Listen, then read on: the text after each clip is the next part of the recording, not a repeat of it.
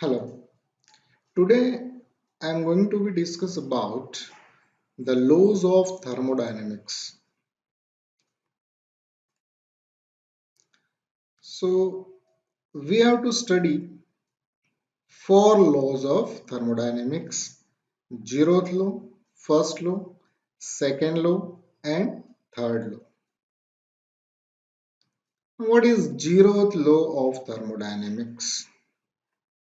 If a body A and B are in thermal equilibrium with a third body C separately, then the two bodies A and B shall also be in thermal equilibrium with each other. This law is mostly used to compare temperatures of different objects. If we want to measure the accurate temperature, a reference body is required and certain characteristic of that body which changes with temperature. So if body A and B both are in thermal equilibrium, and if body A is thermal equilibrium with body C, then body B is always thermal equilibrium with body C. This is known as zeroth law, and it is used to measure the temperature of the body like thermometer. So thermometer is works on zeroth law of thermodynamics. First law of thermodynamics. This law states that energy neither be created nor destroyed.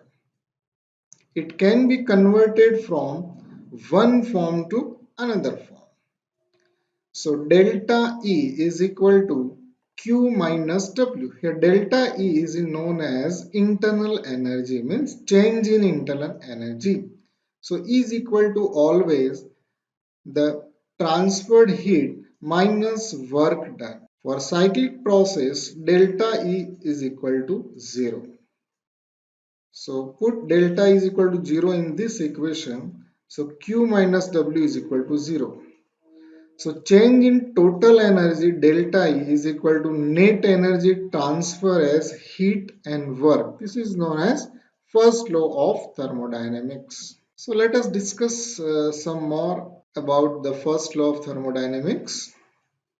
An application of the broad principle known as the law of conservation of energy to the thermodynamic system. To illustrate the statement of the first law, let us consider the system expanding hot gas. So in this piston cylinder system, if we assume that this is the initial volume and if we apply the heat, the piston moves from here to here, okay, and the volume of the gas is increased by delta V, okay.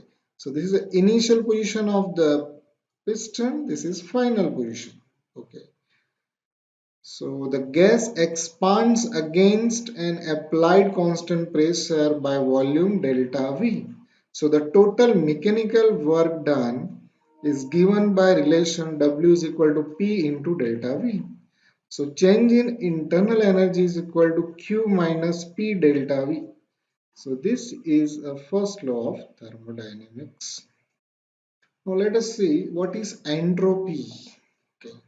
So entropy is a thermodynamic state quantity that is a measure of the randomness or disorder the molecules of the system. The system of entropy is S, while the change in disorder accompanying a process from start to completion is represented by delta S.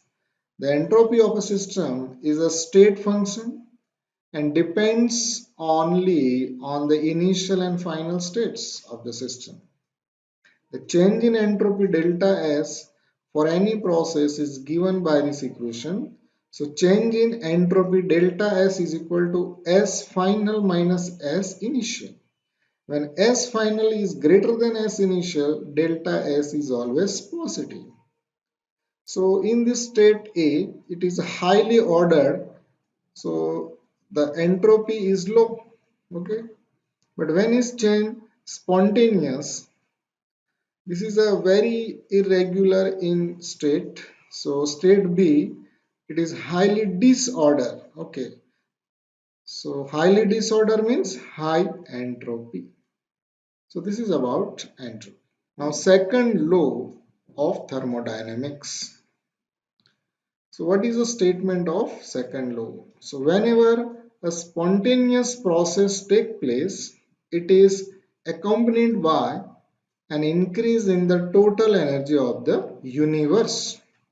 More specifically, we take the term universe to mean the system and the surrounding. Thus, delta S universe is equal to delta S system plus delta S surrounding. The second law as stated above tell us that when an irrespective spontaneous process occurs, the entropy of the system and the surroundings increases. In other words, the delta S in the universe is always increasing or it is greater than 0.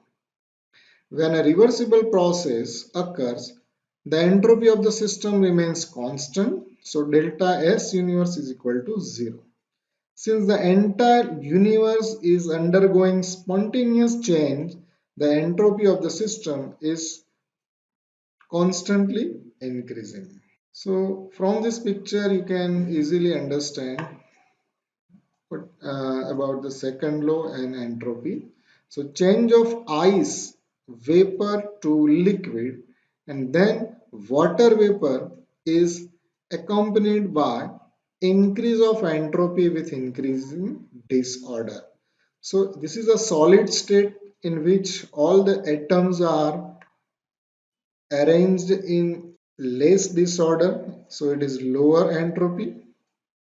Now when the solid converts into liquid, the level of disorder is increasing, and from liquid to gas it is highly or more disordered, so high entropy. So Kelvin-plank statement, it is a statement follow the second law of thermodynamics. It is impossible for device operating in a cycle to produce net work while exchanging heat with bodies at single fixed temperature, or it can say it is impossible to make an engine which is having 100% efficiency.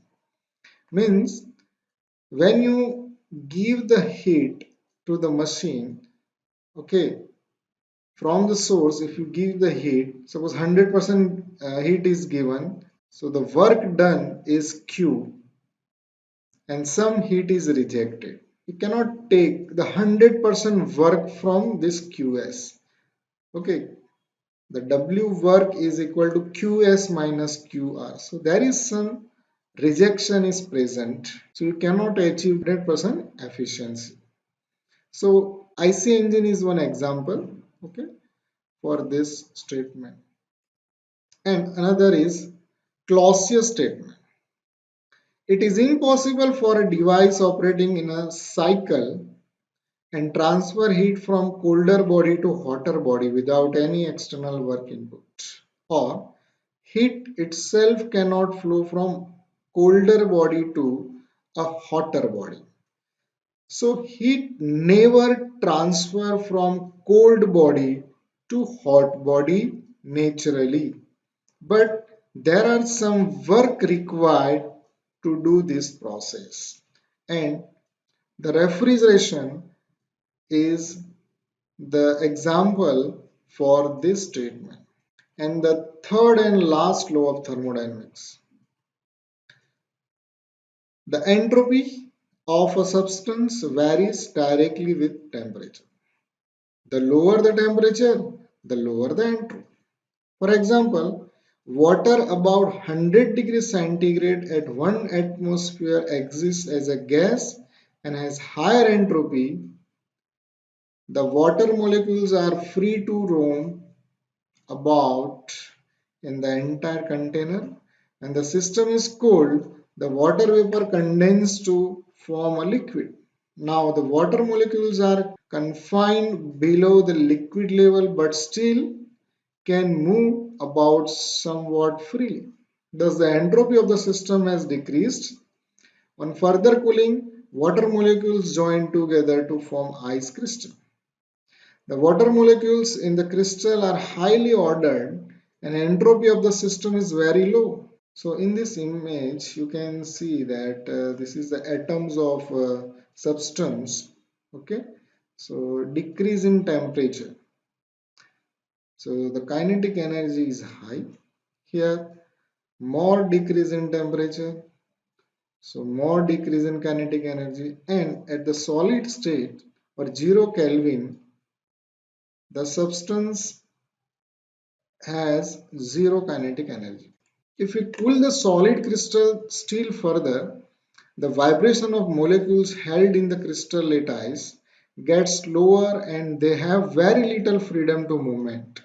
Okay, and hence very small entropy. Finally, at absolute zero, all molecular vibration increases and water molecules are in perfect order. Now the entropy of the system will be zero.